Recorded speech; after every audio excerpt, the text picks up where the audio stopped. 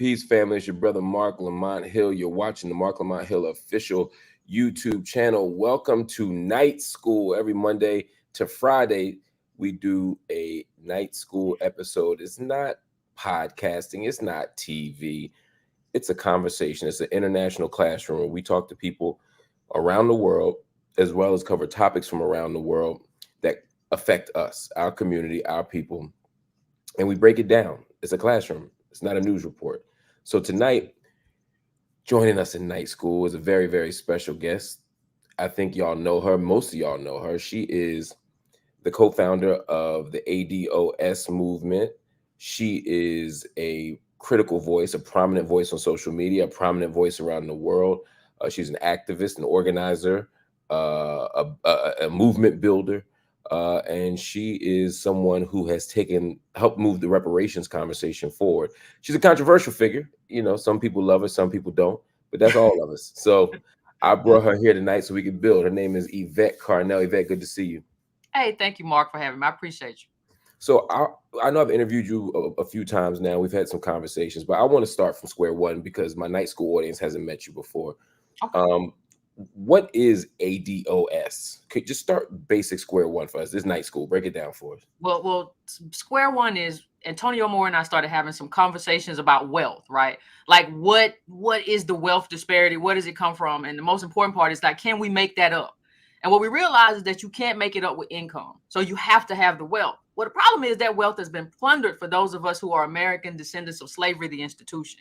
So the conclusion that we came to was, in addition to the suite of policies that you need, anti-discrimination, all that sort of stuff, you have to have reparations to get the wealth that you're owed, right? Because we're not in a boom America right now where during that time when everybody was creating wealth, we were taken off the board. We were like the shoes that white people and America used to build the wealth, but we didn't get any of it. And so the movement is kind of built around that repair, that redress, and that's how we arrived here. So one thing you said was getting at wealth versus getting at income. What's the difference from my audience? What's the difference between wealth and income? Well, income is what you get paid, right? When you think about wealth, I want you to think about inheritance, right? Well, what do your people have to pass down to you? We have a lot of conversations about with us, we get the funeral bill. We don't get passed down the wealth. We don't get passed down the money. We're in the greatest wealth transfer in American history right now, where white boomers are about to leave their kids bulks of money. We don't have any of that. And it's no fault of our own. So when I talk about wealth, some people get confused because they're like, well, I make okay money. Making okay money or even good money is not the same as wealth. It's not the same as assets. It's not the same as that. Most of us have money in the homes, and those homes are even mostly owned by boomers. Those pensions that they have, which they try to count as wealth, is boomers. So we don't really have anything. When you look at like Gen X, millennials, whatever, we don't have anything because there's nothing to pass down. There's no flow to us, and money flows down. It doesn't flow up. So instead of you having to pay for mama or daddy funeral, there's supposed to be a bulk of wealth that comes down to you. And so that doesn't come down to us because of what America allowed to happen to us. And so when we talk about that, the question then becomes, you're going to need that inheritance in America because America's America.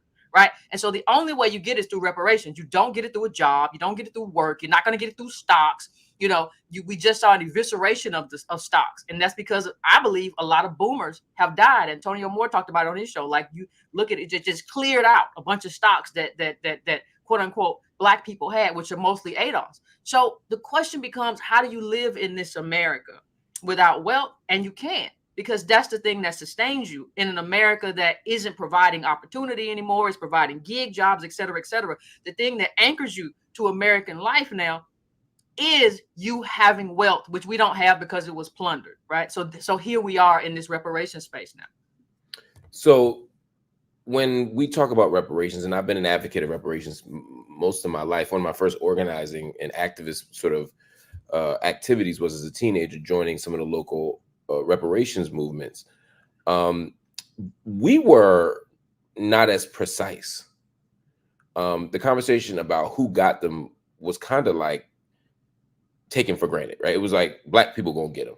Now, what constituted Black people? We didn't unpack. We said Black people, and a lot of us were Pan-Africanists. A lot of us identified even as Black nationalists, but we weren't leaving people out of that equation. We weren't putting people into that equation. We just said we want reparations for Black people, and the logic was that Black people everywhere in this hemisphere suffered from slavery, whether it was in the Caribbean, whether it was here, whatever. ADOS has a different take on this. Talk to me about why the specific justice claim for American descendants of slavery, and talk to me about sort of how you arrived in that place. Well, the thing is, we actually have the take that everybody else has around the world, right? When you look, you see like even African countries are fighting for reparations, whether it be from Belgium, whatever European country. You see CARICOM fighting for reparations for their people, right? But they never say, well, we got to go include ADOS. We got to go include Black Americans. We got to go. They never say that because it doesn't make any sense. And it's never made any sense. I think we have always tried to be inclusive, but you have to ask yourself, the majority of Africans came to this country post 2000. The rest came post 1990 because of a change in the immigration law. So how do you tell an African who just got here, right? If you're talking about post 2000, I graduated from Howard in 99. So you're telling me somebody who came after that is entitled to the same thing that somebody who came before that and had an inherited experience that went from slavery to Reconstruction, sharecropping, convict leasing, mass incarceration. That's an accrued disadvantage of 400 years. You can't put that person beside that person and say they're owed the same thing. This is exceptionally true too when you have one person, right, who voluntarily immigrated to this country. You have another group of people who were brought here as chattel slaves, who were sold over here as slaves, right? So we had no agency in that. So you have to separate those groups and figure out who is owed. And in terms of America, now I have no problem. Like I said, when other countries do it, I have absolutely no problem when they say, hey, this is just mine. I have not seen any African country or any Caribbean country say we're going to include, ADOS in our justice claim. So I don't see why we would be, why we are kind of imposed upon to include other people in our justice claim. I think the argument is that in other countries, the justice claim that's being demanded is clear and directly impacting those people. So like you said, if I'm asking Belgium for money, it's like, okay, y'all colonized us, y'all exploited our labor, and now we want it back. We're over here. We're not trying to get money for people over there meaning wherever, the Caribbean, United States, whatever. I think the challenge for people is here in the United States, we're far more mixed, number one. And then number two, a person who comes here, I'm not talking about the recent immigrant from 10 years ago, but someone whose family came here from Jamaica, say 80 years ago.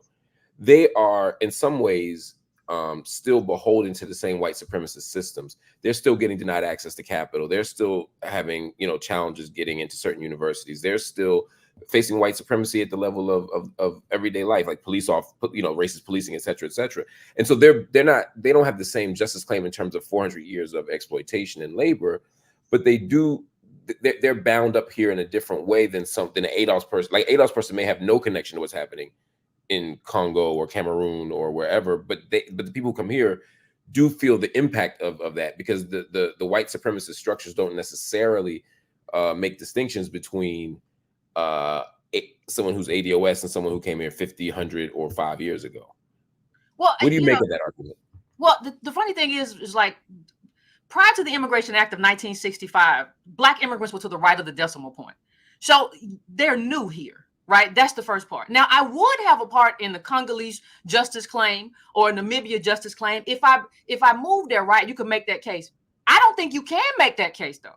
Because me voluntarily immigrating there is me voluntarily immigrating to a colonized country, or me voluntarily immigrating to America. Most immigrants, I don't care whether they're Black or not, come here because they do better here than they do in other countries. So if you come here and you improve your life, and you have a choice to come here to improve your life from wherever you came from, that's why you came here. That's why people fight to get over here. It may not be great for us relative to white people, because that's a relativity conversation. Relative to white people, we do awful, but we're doing better than people in other countries, right? And so that's why you came here. So the people who come here, you already got your reparations by coming here. That is your gift. The gift is we created a movement in this country, the civil rights movement and all the movements before that, and all the slave riots and everything we've done before that, that paved the path for you to immigrate into a better country than you had. That is what you get. You don't get to then shoehorn into a justice claim that is anchored in slavery. That does not belong to you. And the other thing I would say is, if you are from the Caribbean, because that's who the vast majority of those people were when the Immigration Act of 1965 happened. The Africans didn't come up until later. You have the CARICOM. CARICOM is your justice claim. That is specifically for you. It's not for me. I can't have it. They didn't, and I have no problem with them saying this is just for us. CARICOM is just for us. It does not include ADOS. I have no issue with that. But that is where your justice claim lies. It doesn't lie here in America. And there are studies that show that like police do see a difference in us, that white folk do see a difference in Black immigrants and native Black American ADOS people who we tie all the way to slavery. So I think even this idea that like white people, when they see you, they don't see whatever, even internally, right? Like we can't even make the case that a police officer necessarily sees the same thing in me, a lighter skinned woman who is ADOS, that they see in you. So there are differences, and there are differences in employment, right? So because you don't necessarily have the baggage of a person who ties back to slavery. But the question becomes, it's just not your justice claim. You made a choice to come here and be a part of this country. You are doing better. Most people will tell you, I do better than the country that my people came from. That's why they came here. We paved the way for you to have that. That is your gift, and you're welcome. Okay, fair enough. I want to play something for you. Sure. This was 2 nights ago, and I apologize. I should have sent it to you ahead of time, but I knew what. What'd you say? I said, is it me? No, it ain't you. This ain't gonna be one of them like this. What you said, kind of. Okay, no, I don't do that. This was Melina Abdullah, who is running for the vice presidency of the United States on Cornel West's ticket. And I ask every presidential candidate, I ask every politician how they feel about reparations, what their position is on reparations. And then I ask them, what does reparations look like and who's it for? And despite some of the people in the comments here, I do believe in reparations for American descendants of slavery. I'm not confused about that, but I have to raise the question. But here's I'm gonna play a little bit for what she said, because she said a couple of interesting things that I want you to hear. Unless it's a check plus, it's not reparations. So reparations needs to start with run me my check, right? And then we can get to the other things. There are people who say that check should be for all Black people here because we're all impacted by the legacy of slavery and white supremacy, more specifically. Other people say it should only be for the descendants of American slavery. What do you say? I say I don't understand why Black people are trying to block other Black people, right? I say I'm a Pan-Africanist, and I think it's an extremely narrow view to act as if Black people from the Caribbean weren't enslaved. It means that they should take a comparative slavery class so they understand. It means that they don't understand what was lost by continental Africans when our foremothers and forefathers were taken from villages, right? And so I believe that we shouldn't be trying to say this is who should get reparations. We should say all Black people get reparations. And I am a Pan-Africanist, and I know that makes some of the people in certain groups angry. Oh yeah, very angry. I have Yvette Carnell coming on, I believe on Friday night. We're going to have a conversation, a special episode of Office Hours. And I know what she would say to you, I believe, and I don't want to speak for Yvette, but I think what she would say is Caribbean Americans do deserve reparations, and CARICOM is for them. They have their justice claim somewhere else. But the people here in the United States are Black people who are descendants of slaves, and they exclusively deserve it because they're the ones who built this country. And that's not divisive. That's just the targeted justice claim. And she would probably push back against your Pan-Africanism. That doesn't bother you too much. No, it doesn't bother me at all. And I think that what kind of people are we when we trying to block other people from getting, who are our people, other people who are our people, from getting what they are also due? Why are we trying to do this? So first of all, I'm confident that I represented your position properly, which is actually my position as well. I think, and correct me if I'm wrong, you addressed the CARICOM part. So, but she said some other things that I know you want to respond to, that I know you have thoughts about, from Pan-Africanism to the also why are you blocking? Because there are people who say we could make a global movement here if we embrace a different vision. But feel free to respond any way you want. Let me just first of all say I support Dr. Carnell. I love him for everything he's done for his people. And I think he has a love for all of his people, which is something that's rare. So I support him 100%. But let me just say that I think that she gave you an unserious answer, right? Because every other group decides who are our people, and it doesn't include every Black person in the world.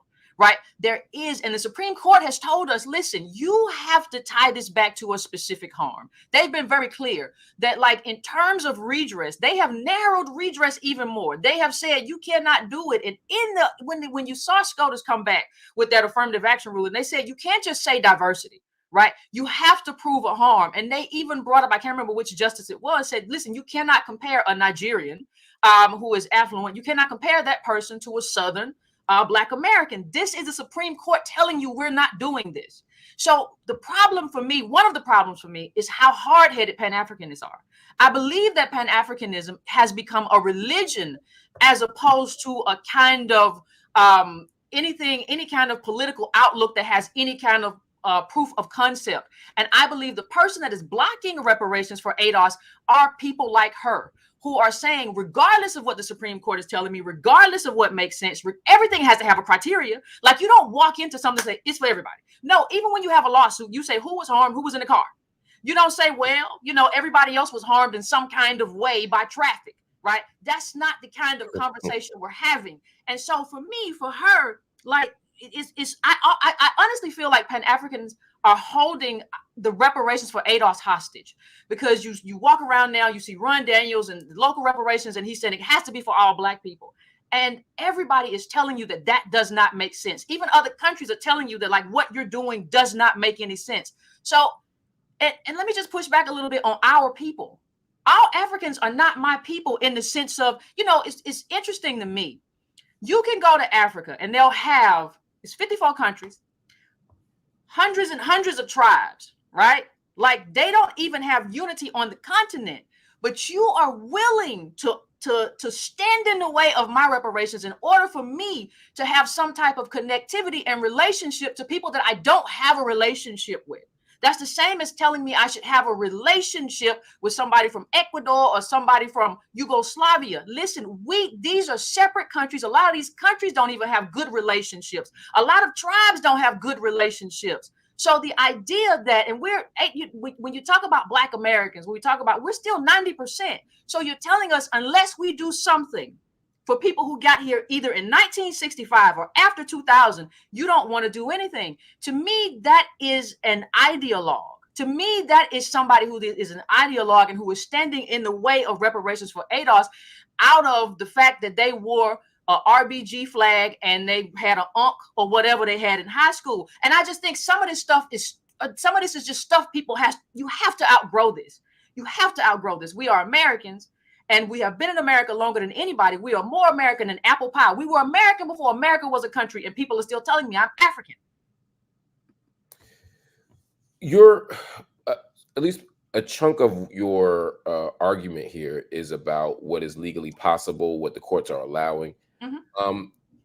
But it sounds like there's something else here for you as well, which I want to unpack a little bit more. Because if the courts were to permit a global justice claim, and that is to say, if they were to say, look, Caribbean Americans, Black Americans descendants of slavery, you all could be part of the same case, you would still have some resistance to that because of these other points you're making. And I just want to hear more about why. Because it doesn't make sense. Like, nobody does a justice claim that way. Like, when we did reparations in this country for Japanese Americans, it was only for the Japanese Americans who were interned. It wasn't for all Asian people. And nobody said, well, there are Asian people in this country who have suffered discrimination, right? Who have been discriminated against because they were Asian. We found a specific harm, right? And we said the people who were interned and some of their heirs, they have suffered a specific harm. That's kind of called standing in the shoes of a harmed group. So when you think about who is harmed, these are people who's had ancestors who were enslaved and then had to deal with the accrued disadvantage, right, of slavery. So you cannot make these people part of the harm group just because you have an affinity for them. I have affection for people who suffer all over the world, but that doesn't mean you are a part of this group. You're not a part. Even when you file a claim, they say, how do you make yourself part of this claim? Right? You have to have a specific harm to be a part of that. And just because you have melanin or you're African does not make you a part of this harmed group. For me, that's not a complicated thing. So it's always interesting to say, well, you're standing in the way. No. There are other people. Every justice claim around Africa, every justice claim in the Caribbean is based on a specific harm, and they have specific countries that they're going after. Our specific country is America, and we tie that harm back to slavery. Other people are not included, and I don't have to split that with you just because we both may have melanin or kinky hair or have some African descent. That's not a good enough criteria. That's not a harm. You benefited from coming to America. We built America. We're not the same.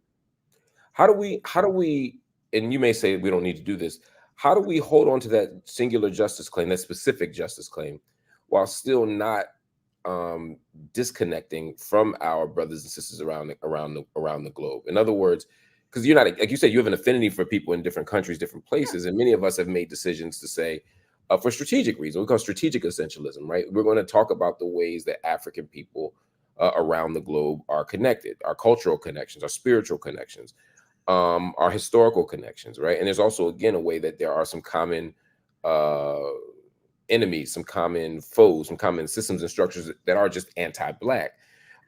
That's not to discredit the point you're making. I'm saying, can we do both? And can we, on the one hand, say we're fighting for reparations for ADOS, to use your language, but we still want to foster relationships around the globe? Is it possible to do those things as a practical matter? No, because Pan-Africans don't have a proof of concept.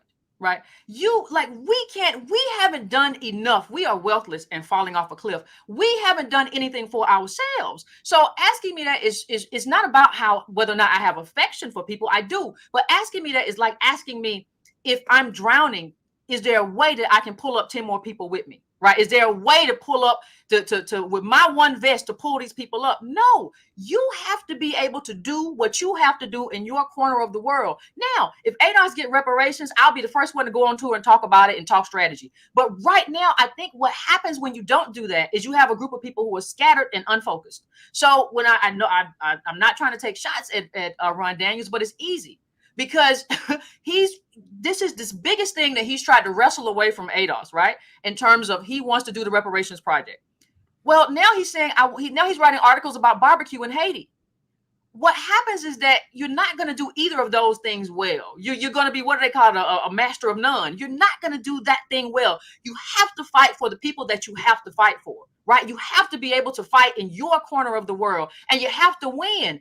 I sometimes think that it's an easy dodge for people to say, well, I'm fighting for all people. Well, then you don't have to prove that you actually win anything. Then you don't have to prove that you're actually good at what you do. You can just go around with a bullhorn and say, I'm fighting for everybody. But like when you say I'm fighting for these specific things in America, when you say I'm fighting for these specific outcomes, okay, we can put a metric up and let's see how we do it. Because what we have always been as ADOS is we are a beacon to the world. And people feel like if we win reparations here, I think you will see a domino effect around the world. But we can't do that by saying, well, we're going to include everybody.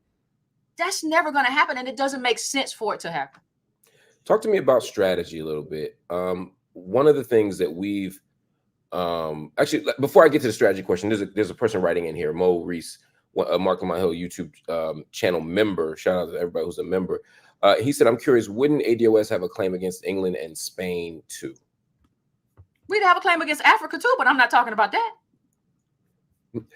But I guess for me, the question would be why? Is it just, again, it's impractical to expect England and Spain to give us anything, or is there another reason?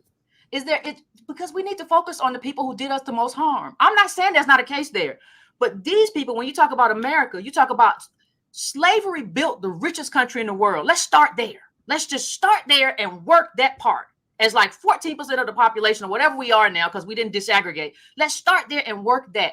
I don't always understand the need to say, what about this? What about this? Can we do this? No, we haven't fixed this one thing in front of us. There's one thing in front of us. There's America, this racist, this country that has this racism that has been systemic, and these institutions that have oppressed us, and the people they've allowed to oppress us have robbed us of an American life. Start there, focus there. Now tell me when we win there. When we win there, we can talk about some other stuff. This seems like a pretty straightforward claim to me. Reparations has always been a straightforward claim to me. The recipients of it, persuasive argument. Why do you find that you brush up against so much resistance from other reparations movements outside of? I'm not talking about personality stuff, right? People don't always like each other. They don't always agree. That's that's whatever. Yeah, that's human. Yeah, it's human. But why is there such resistance to your framework and your approach? I think Pan-Africanism is a religion, and I think it's a religion that we all grew up with, right? And so we have held up Africa as like this kind of Wakanda, right? And we actually we don't even understand that, like, this is 54 countries. This is an enormous landmass, and you can't romanticize, you can't fetishize Africa, and you can't fetishize Africans. Like, that's not what we're doing. For a long time, I think we use Africa and the idea of going back to Africa and the idea of helping Africans, the idea that we too are Africans, that gave us some kind of peace, right? That was a form of escapism. So I think there's a psychological attachment to Africa and Africans in the belief that they're real, they're true, we got to help them, because on some level, I think we have an inferiority complex that we have to deal with, because we don't even want to own it. However you feel about America and its policies, your passport says a thing. Your birth certificate says a thing. Your nationality is clear. And so even with that, I think it's problematic. Even when I see people say I'm an African in America, you're actually not. And at some point, we have to anchor ourselves in the fact that, unpack what you mean by that. well, you're an American. See, I have this belief that you are never going to win something if you're not invested in it, right? So even if I don't care whether you're in a relationship, you are not going to do well in that relationship if you are not invested in it. Your kids are not going to do well if you're not invested in those kids. I feel like you have to be invested in America. And to the extent that we want America to change, it's not going to change if we're invested in it and we're seeing ourselves as foreigners when we're actually Americans. We have to see ourselves as American. We have to anchor ourselves here, and we have to say, now we're American. And then you look around and you see, okay, what do we do? Like in certain ways, that's the only way to mold, to push a path forward, is to understand who you are, where you are. Most of us live and die here. Our grandparents here, great grandparents are here. This is who we are. So you have to see that and understand that, and not view yourself as lost, as some kind of lost African in America. You're an American. Now change America.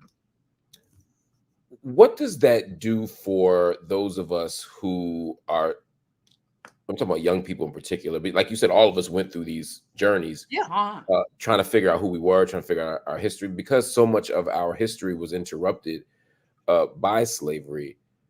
As we try to understand certain traditions, certain understandings of who we are, who we could be, understanding even our capacity as Black people in a world that says Black people can't be, Black people can't do, Black people, just white supremacist logics. A lot of us look to Africa for those answers. That seems reasonable to me. How do we find, and in a world that's anti-Black and anti-African, again, how do we make that balancing act between sort of what you're describing of sort of investing in who we are here? Because I do believe that Black Americans have our own tradition.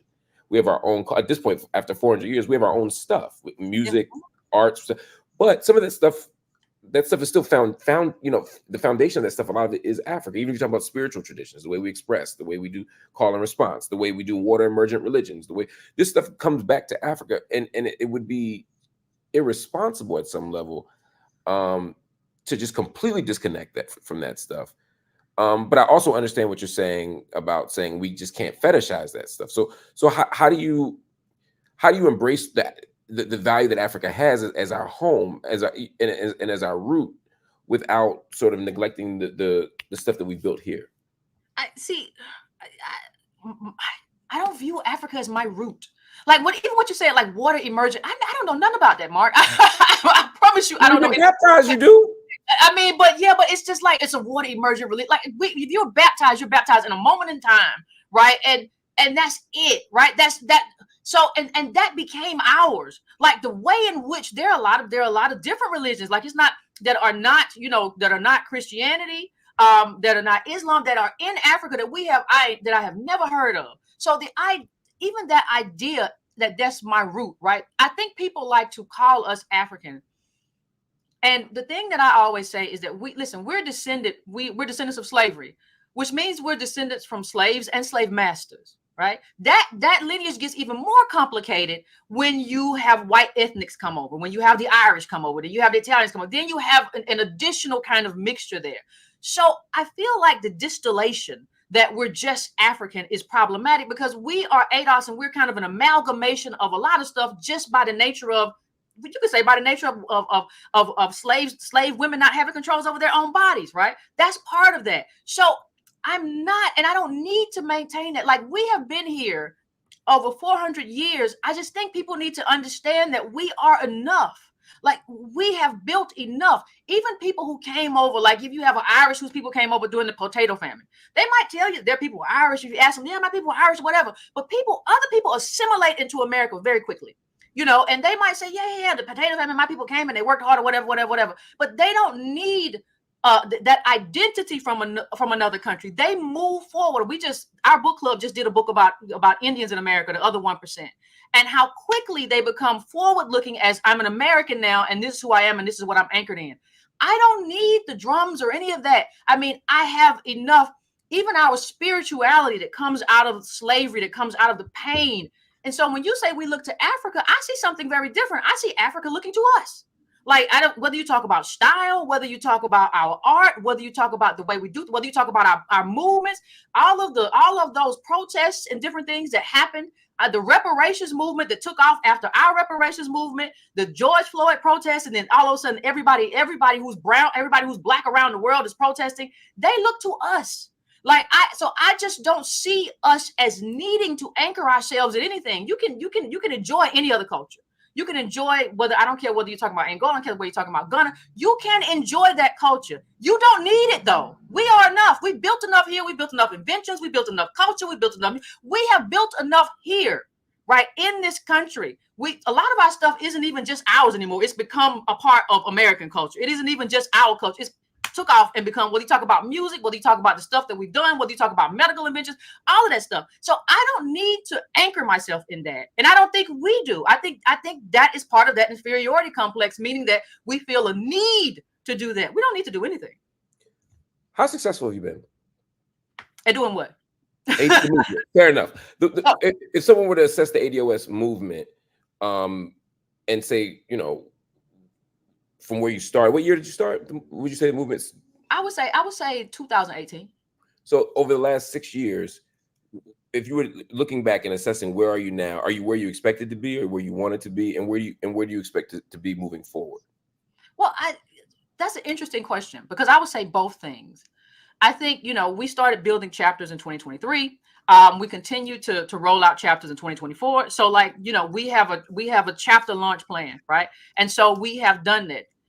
I think even in terms of the OMB and our push for disaggregation, for them to say, listen, everybody who called in express a need for disaggregation and understand lineage. So we have the OMB understanding lineage in 6 years. It took Mina started in the 90s. So I think in a lot of ways, we have been very successful. When you think about the fact that, especially when you think about everything that we faced, when you think about all of the smears, when you think about Harvard writing something about us and just saying that we're this and we're that, when you think about all of the lies that we were right-wing funded, I think when you think about the fact that we have overcome that and we're still building, we're still growing, we're still making news, we're still in the papers, I think we've done a good job at just pushing back against a lot of stuff. I do think Pan-Africanists get in the way, but I think we're doing a good job in terms of growing and building and helping people to understand that you need reparations in order to have an American life. You need stability.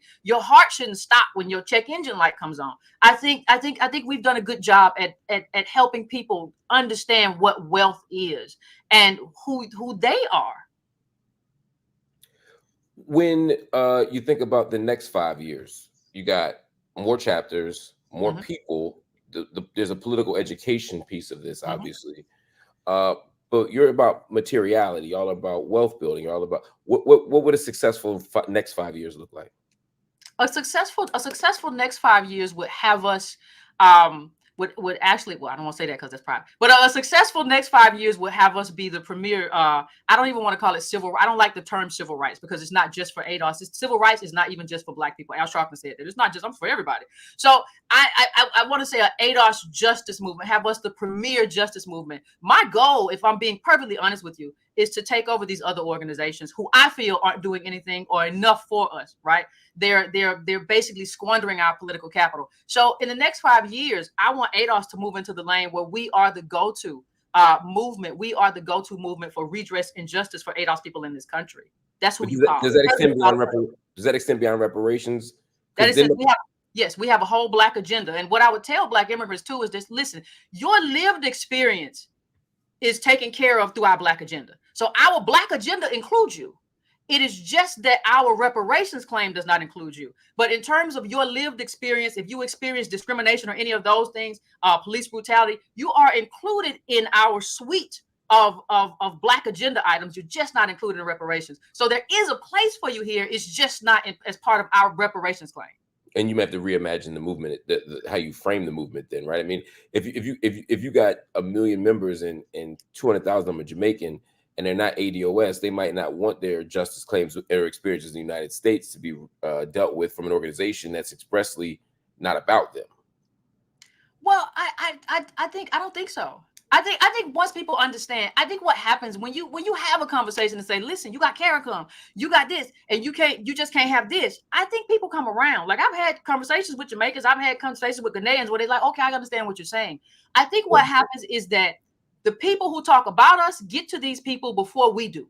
So by the time you've heard Yvette, like, you've heard 10,000 things about Yvette. By the time you've heard about ADOS, you've heard 10,000 bad things about ADOS, because there was a legit smear movement that said we were right-wing funded and we were xenophobic and we hated all people. And then you have other people who are only on Twitter who kind of engage in that back and forth. So, and I will say, listen, some of these people got to stop fighting us. Some of these people got to stop saying that, you don't have culture and all that kind of stuff, because if you hit us, we're going to get our lick back. So stop doing that, and let's see if we can coexist. There are a lot of people who do frame ADOS and other similar movements as xenophobic. And certainly there are people who use the ADOS hashtag, who use the language of ADOS, who do engage in xenophobia. Now, I've seen some back and forth. I've seen people who identify, it's online, so we never know who's who in real life, but we see some people who identify as continental Africans who also make slurs and smears and just flat out disrespect against Black Americans. So I'm not saying this is a one directional thing, but I can tell you, I see a lot of people who identify as ADOS and FBA who do use terms like anchor baby, who do, use, I'm trying to think of another term they use, but they basically talk, they sound like right-wing white nationalists sometimes, the way they're talking. Now, I guess one question I would have is, how pervasive is that in the ADOS movement? And also sort of how connected are you? How accountable do you feel you need to be to these online accounts, these online people who may or may not be part of the organization, but who represent, who use the language and title of the organization? Well, it's not prevalent at all. It doesn't exist in the movement. Like, inside the movement, we actually have social media guidelines in terms of what you can and cannot say and what you can and cannot do. But what are they? Well, you are not allowed to be xenophobic. That's the first one. You are not allowed to use language to dismiss someone or diminish someone because of where they come from. But the problem is, this is Twitter, right? And anybody can do the other thing they're kind of irrelevant. They're just, whatever. But anybody can put a hashtag and say, this is what I stand for and this is what I'm going to do, is Twitter. So you can't really control that. One of the things I would advise people to do, though, if you really want to understand who we are and what we stand for, you should just go to adosfoundation.org and you should see whether or not, like, if we really are a xenophobic people, then our agenda should express that. It should exclude you, right? And it doesn't. So, you should, my DMs are open. So if anybody wants to kind of understand that, we have a website for that. And most of the people just fight online. They don't ever go to the website. They'll never DM me. My DMs be dry. But y'all study talking about it. I don't think she believe in whatever. You ain't saying nothing to me. Why do you think then that you have so many people who take on the ADOS hashtag and say the xenophobics if they're actually not members or they're rogue members? How does that happen? Because, for example, I don't see a lot of people in the Nation of Islam, saying things that are outside of the discipline guidelines of the Nation of Islam, and I don't see them pretending to be. Just as one example, I would say the same thing about Hebrew Israelites, and they say some wild shit, but like it's within the boundaries of what they believe to be true. But there seem to be a lot of people who take on ADOS, and one of the responses I get from you and Tone is that, well, those aren't. I don't know if those are our people or not. It's Twitter, which is a fair point, but it seems like they tend to flock to your hashtag. No, I think I think they flock to another 3-letter hashtag a lot. I think they flock to another hashtag a lot. But I will also say, even in terms of that, I would say you have to go back and look at who hit the first lick. I think even in terms of somebody calling somebody an anchor baby, you got to go and look if they got called a slave first, right? Because I saw that the other day too when I was watching an account, and I was like, oh, this is rough. They really going at them with some nasty stuff. And then I went to the beginning of a thread, and it said you the top slave, or whatever. So I think a lot of times you got to go to the beginning of that fight, because if a fight gets dirty, it's going to get dirty. And that's just the way it is. You punch somebody in the mouth, you can't control the clap back, and you can't control if you're on the ground getting stoned.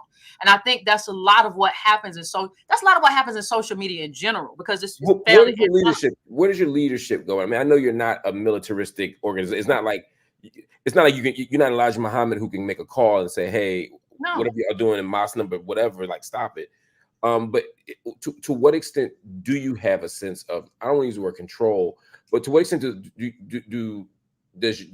you and Tone inspire a certain kind of deference in terms of your leadership? Like, can you, what does it mean to be part of this movement or an organization? Well, I think it means to be a part of a chapter and to be a part of the political trainings that we do. Right. I think it means to be a part of a chapter and the work that we do in terms of whether it's giving water in Mississippi or whether it's being a part of showing up and being a part of the reparations in New York. But what I would say is nobody was saying this years ago.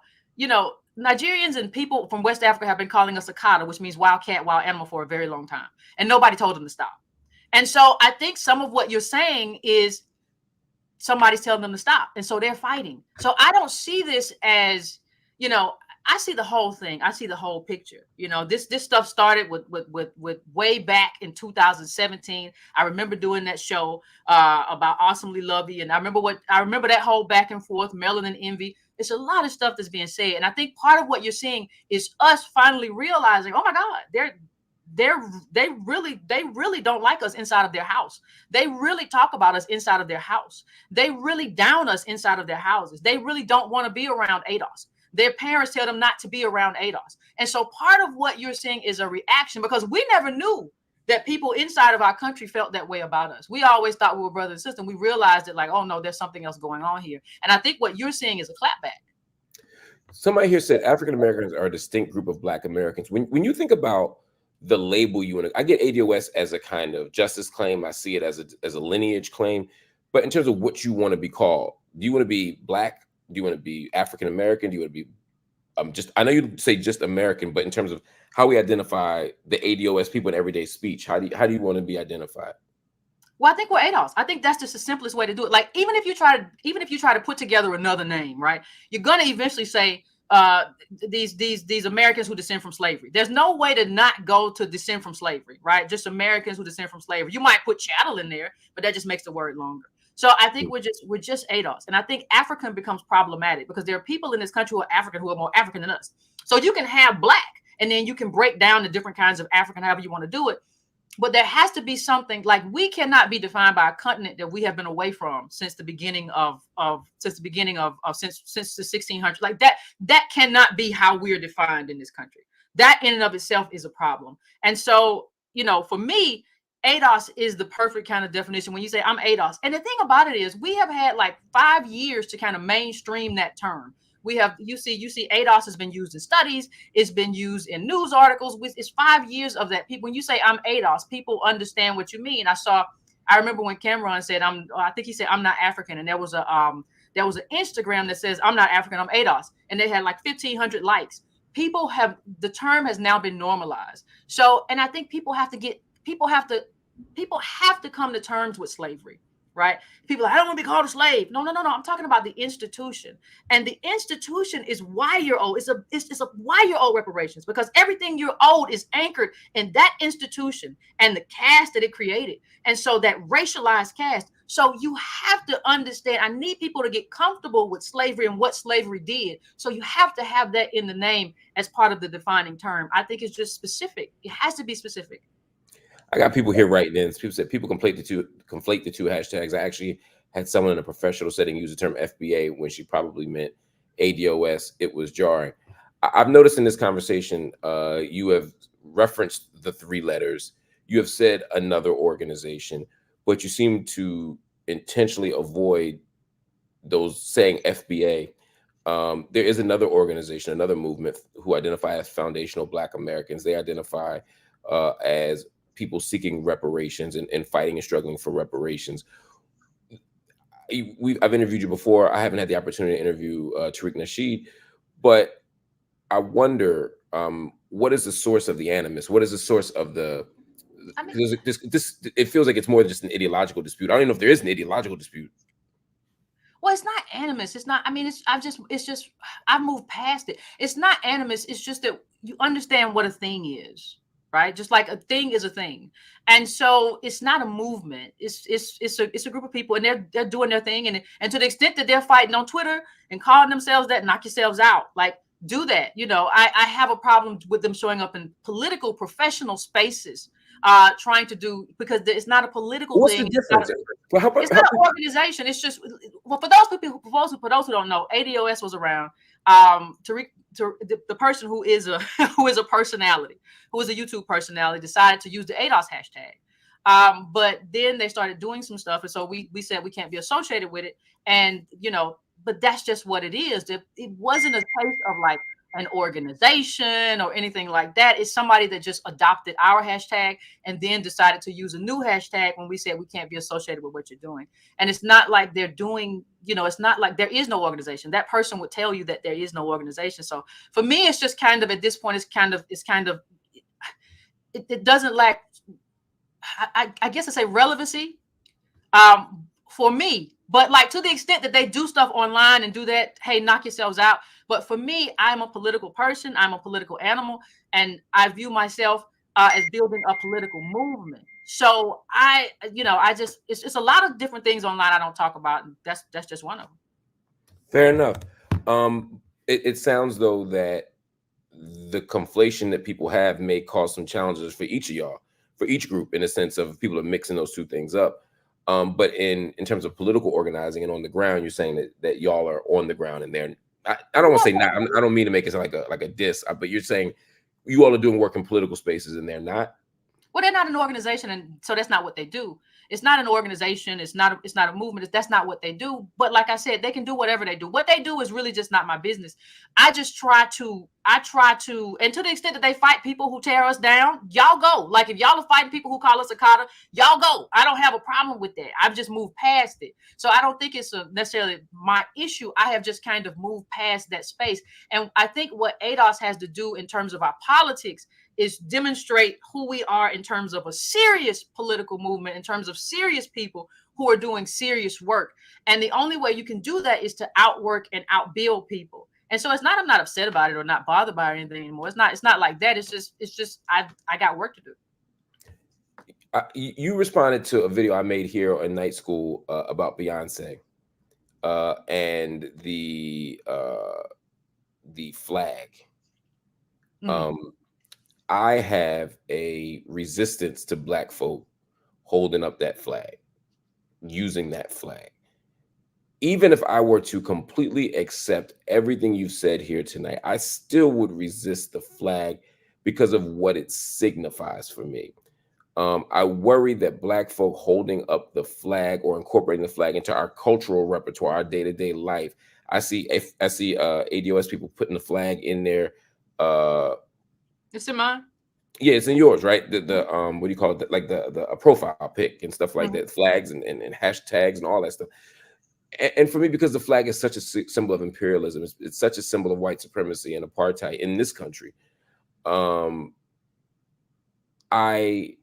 wonder what's at stake when we sanitize that? Do we normalize that? Do we make it harder to have a kind of principled critique of white supremacy in America when we do that?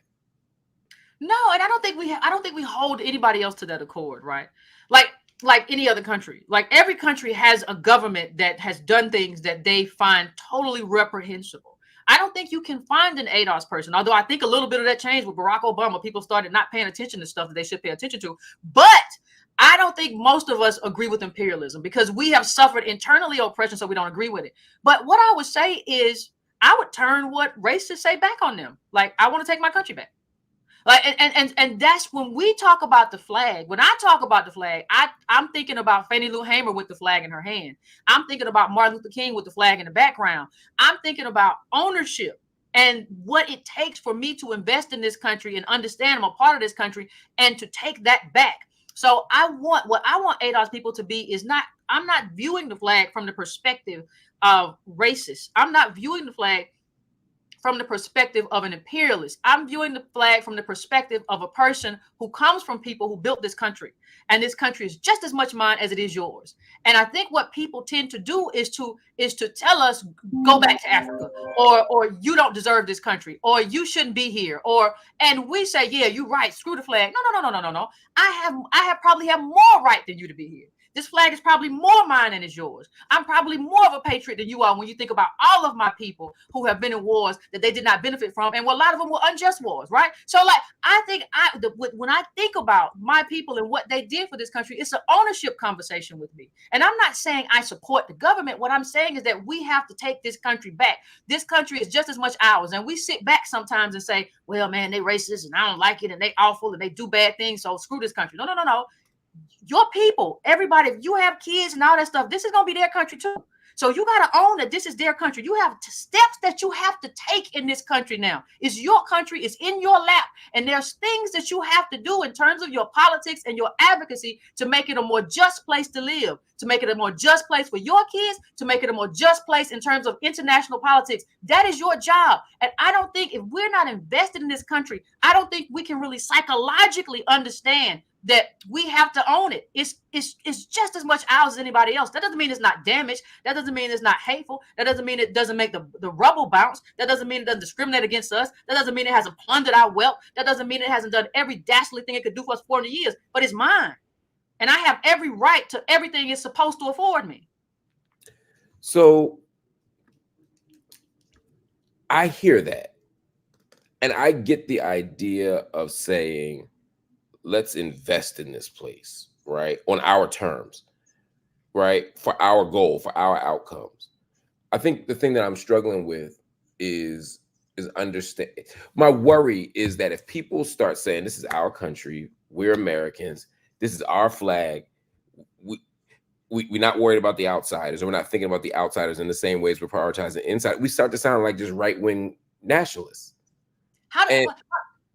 But Mark, how does saying I'm an American make me sound right wing? Like, that is my country. I think the difference here though is what it signifies for me and what it signifies for you, right? Yes. What it signifies for me, I think about all those people marching. Like there was all those people marching in the civil rights movement with an American flag. What we have always wanted was full citizenship in this country, right? Not to be treated any differently than anybody else. I'm talking about just America right now, because I do believe you have to deal with your injustice before you deal with anybody else's injustice. You got to figure out what you're doing.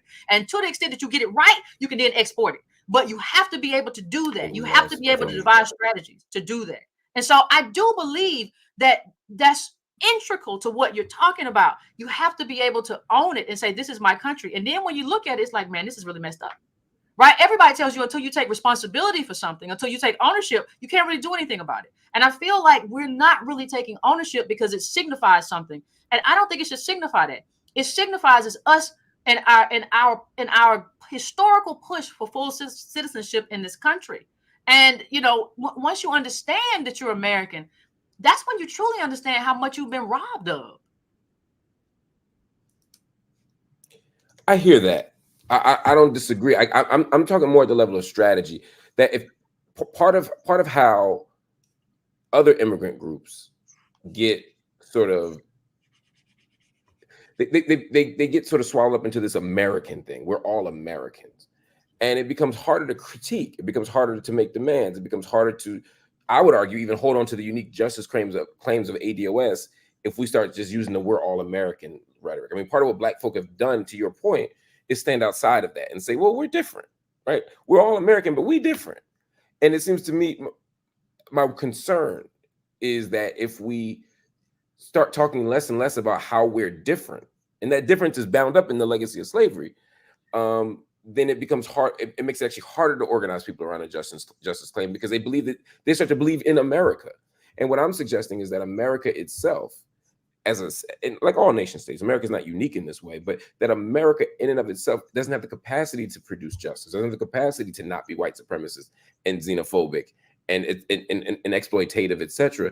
And that there's a way that the flag waving, and I don't want to obsess about the flag per se, but more the broader kind of investment in American symbolism and American-ness is that it almost starts to believe that America could be something other than a white supremacist empire.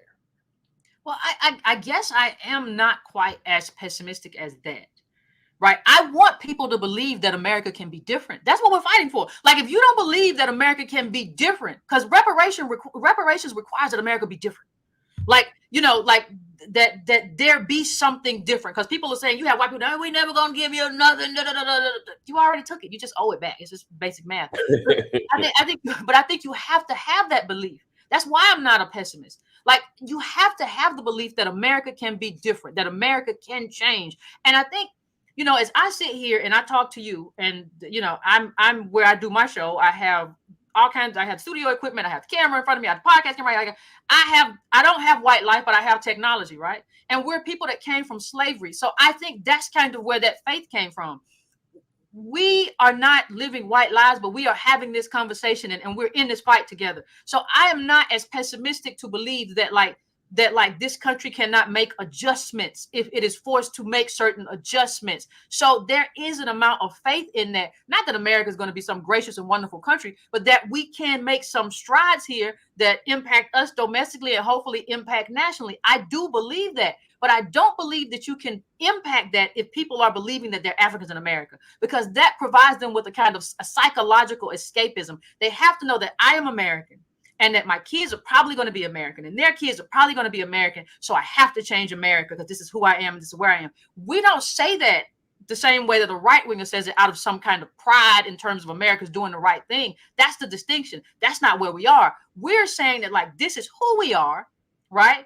And this is what we fought for. And we are Americans, and we deserve everything that comes with it. And you don't get the right to deny us of our Americanism just because you're racist and you want to eat everything and have everything. And so some of the people who are the most angriest too of us having the American flag are like right wingers. They hate that. They want us to, why don't you go back to Africa if you don't like it? Sure. No. Yeah, I'm American. I'm here. I'm not going anywhere, and I'm gonna fight you while I'm here. And I think that kind of ownership makes them, we talk about how uncomfortable it may make you or somebody else. We have really not assessed how uncomfortable it makes those other people. Because if other people start owning that they're Americans, and it means something different than what it has historically meant, then America is in trouble. America has a problem on its hands, because the people who are actually American and want to see something different, we actually have a large number. We're not a majority, but we're enough to create some change in this country.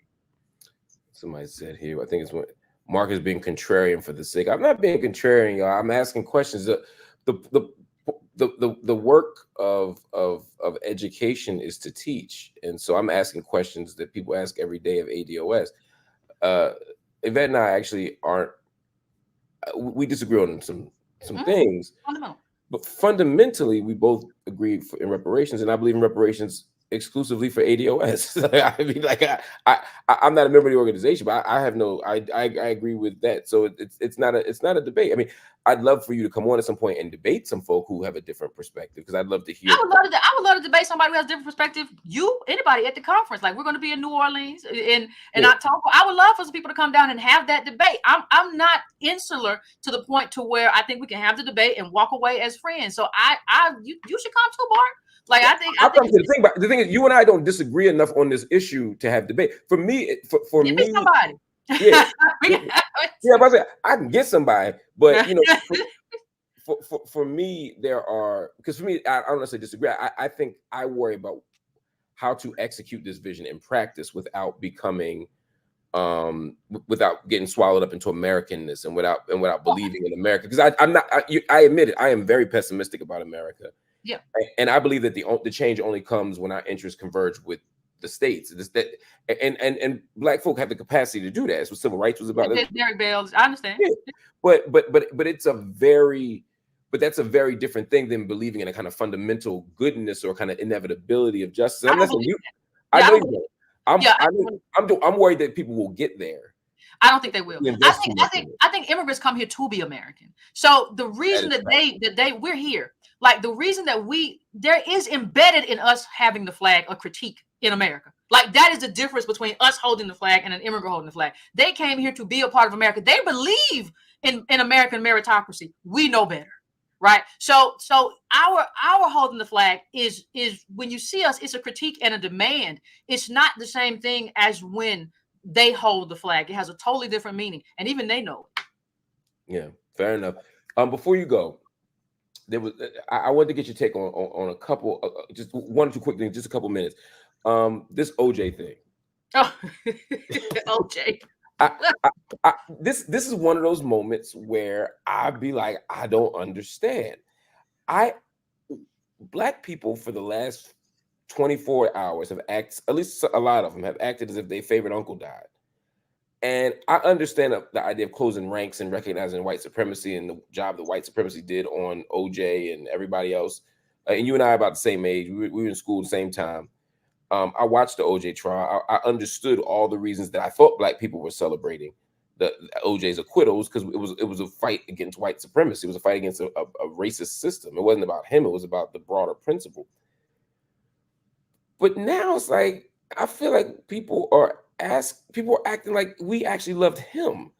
Am I misreading the situation? When you watch him, when you watch what happened over the last day, how have you made sense of it? I honestly think that what's happening with our people is we rarely, and I said something about getting a lick back earlier, right? We rarely get a lick back. And I think that verdict was a lick back. And not because of, I'm not talking about who was guilty, who was in, I'm not talking about that.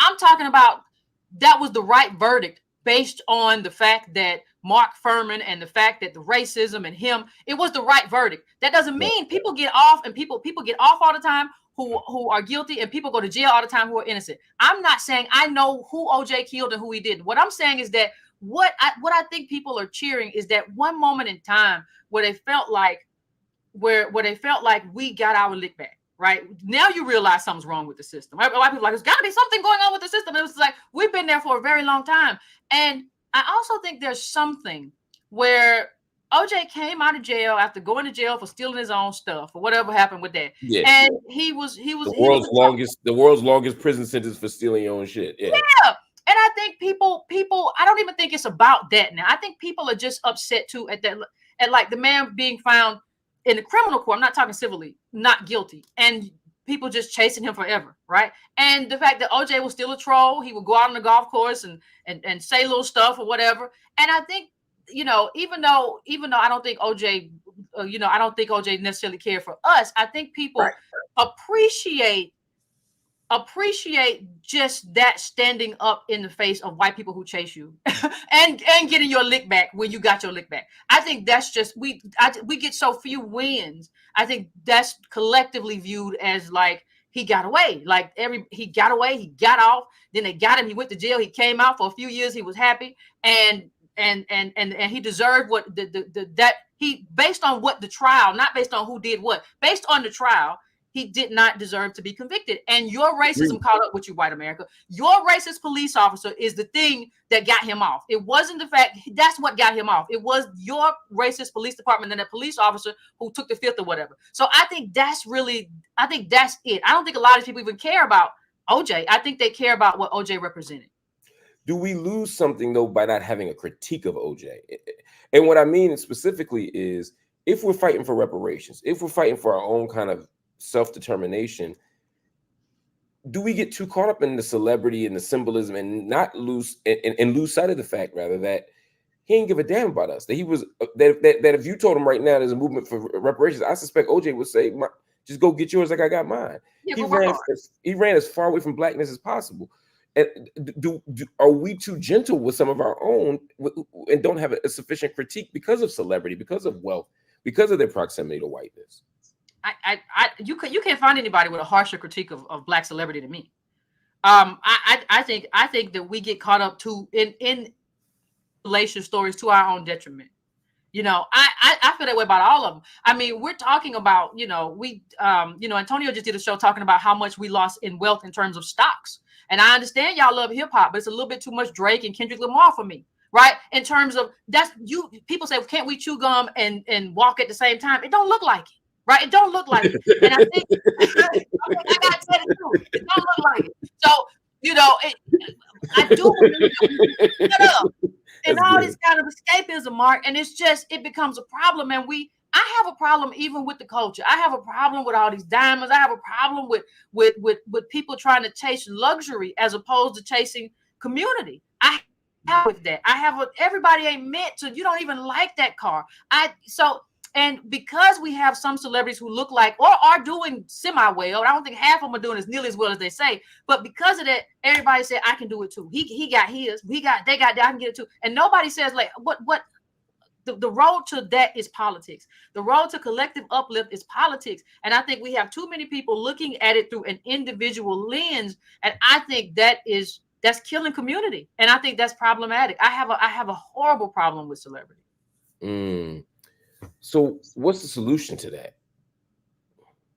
I think you got to turn it off sometimes. Like, I'm sorry, I'm getting so caught up in it because it bothers me so much. Because you can't, part of what happens, Mark, is that everybody lives on the street to being a millionaire, right? Everybody lives I'm on the highway to being $1 million. I'm going to be a boss. I'm going to be this. I'm on this highway. And you never look around at what's around you. Okay, what's around you is poverty, or what's around you is lower middle class, or what's around you is mass incarceration. What's around you is the rent too high. What's around you is inflation. You don't see that because in your mind, you're on the road to millionaire status. And so, and that's like the verbiage of black celebrity. You can do it. You just got to get up. You got to work. You got to 23 hours. Everybody got the same 24 hours.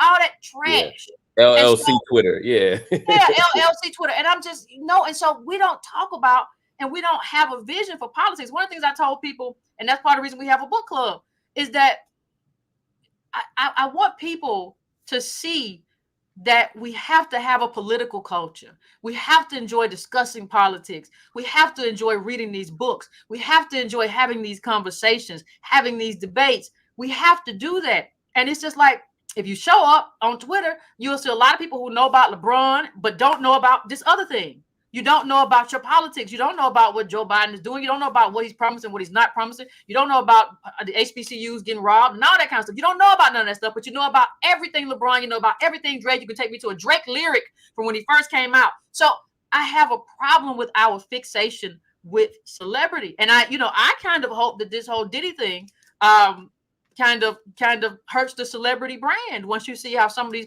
people are doing and how they live it. So that's just that's one of my hopes. That's a hell of a hope. My last question for you is, talk to me about this Harvard thing. You mentioned it earlier, and I wanted to unpack it. You said the claim was made about you all that was retracted. We covered it over at BNC and at the Griot, but I think a lot of people, it flew under the radar of a lot of people because a lot of media didn't cover it. Talk to me about what it was. Well, they basically smeared us, and they said that we were COVID deniers. It was all sorts of things. They said we used Chadwick Boseman's death for our benefit. during that period. And rest in peace to him. He was a Howard grad. He was a Bison like me. And nothing was actually based. It wasn't factual.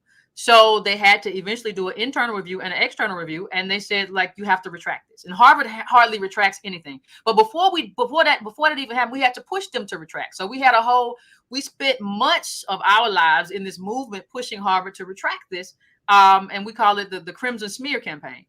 To get them to retract what they've done, because I told people, I said, listen, if they get away with this, everybody's going to use this paper to just kill the movement and say, listen, even Harvard says that they're awful. And that's what happened. When you say paper, because when people hear Harvard, this wasn't a conference. This wasn't a blog. Yeah.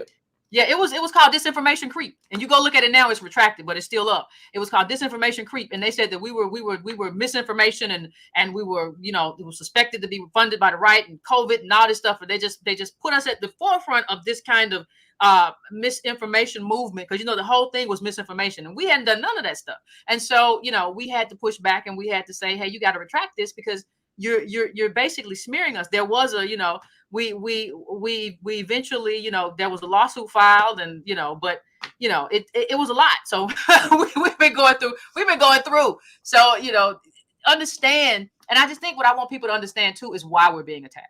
If there was no danger to like the movement, if there was no danger to like waking everybody up and waking ADOS up and say, hey, we're old, we need to pay attention to politics, we need collective uplift, we don't need we don't need what's better than 2 black billionaires, actually, and I don't believe 2 black billionaires exist, but actually a stable, a stable. At least not in the entertainment world. There's a couple. No, I don't believe that. You got to tell me, like, if you want to say that, you got to show me what your industry is. You got acres and acres of oranges that you sell around, whatever.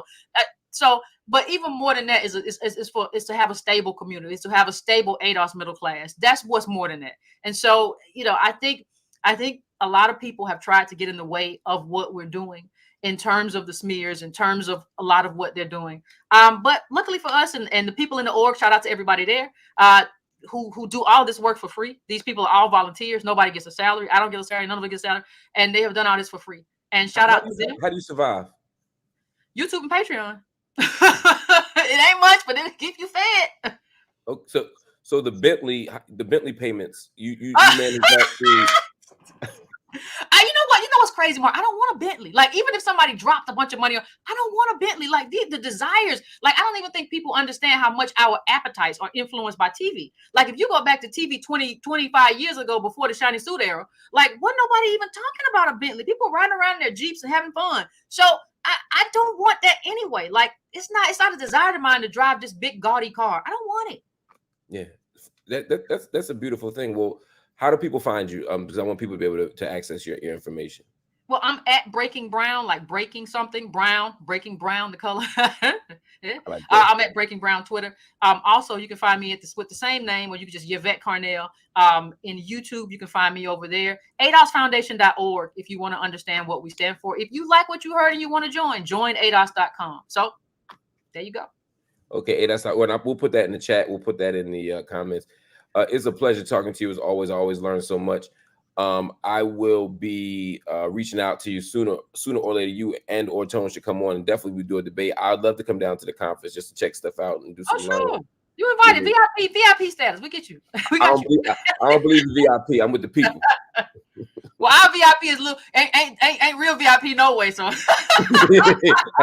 I might get a bag of chips and some water. Okay, I might take. You get a little fruit bag. You know what? I might take that. All right, Yvette. Good to see you. Appreciate you. Have a good one. All right, peace. Everybody, that was Yvette Carnell, the co-founder of the ADOS movement. We absolutely had a wonderful, wonderful conversation. There are people who are going to agree. There's people who are going to disagree.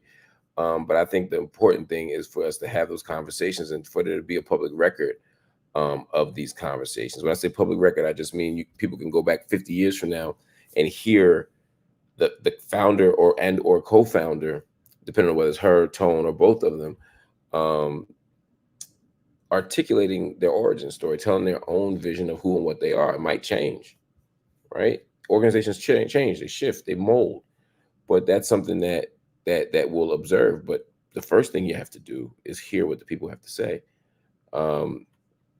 So that's what we do. Some of y'all say that I was asking questions that I already knew the answer to. as an interviewer, my job isn't to just ask questions that I don't know the answer to. Sometimes I'm asking questions on behalf of the audience, right? So if I say, how did ADOS start? It's not because I don't know. It's because I want my audience to know. You know, I think sometimes y'all are actually looking for reasons to be bad, man. Like I think these are reasonable questions. But if there's something else y'all wanted to ask, you're always welcome to. I will pull up questions from the audience as well. So I just want to lay that out there for you. And we'll have more conversations like this. Let me know who else y'all want to have on the show. Let me know what other questions you want to ask. Before we go, I want to shout out the people who have made some beautiful donations here. Calm like a bomb is dope, and thank you for joining for donating. Bullet the Bunny. Oh my God, Bullet, I apologize. I did not see that you had a question. I think she got it, your democracy capitalism thing, but I would have asked it more pointedly. Nevia Bella, thank you. Doc Phyllis, thank you. I appreciate y'all for supporting the channel. I should appreciate y'all for supporting this work. Can I bring on Joy James? Joy James is definitely going to come on the show. She's a friend. I'm going to reach out so we can build and talk because it's just important work that needs to happen. And Joy James is a legend. Everybody, I want you to